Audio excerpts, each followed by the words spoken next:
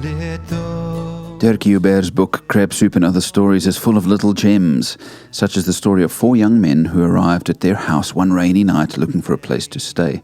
Dirkie's father told them that they didn't have much, but that they were welcome to stay. He had his daughters come and sleep in their little shop, so that the strangers could use the beds that they had. And this really irritated young Dirkie, as you can imagine. The next morning, the men got up and went on their way, and Dirkie didn't think of it again until 8 years later, when she was traveling with her father and the family. Something went wrong with their oxen, but some local farmers saw what happened and came rushing to help.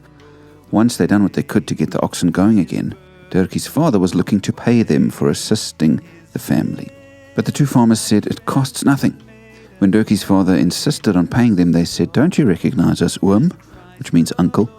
"You gave us food and shelter all those years ago. We've never forgotten that night, and we're so glad that today we have the opportunity of rendering you this little friendship out of gratitude."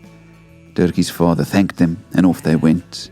And later that day he sat down with his kids and said, "Children, you must never begrudge doing a kindness to strangers.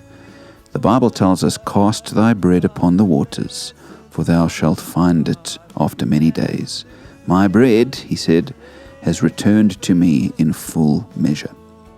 Dirkie was so ashamed of her earlier attitude. And as I read that, I too thought about times where I have not been generous, where I have been selfish and thoughtless.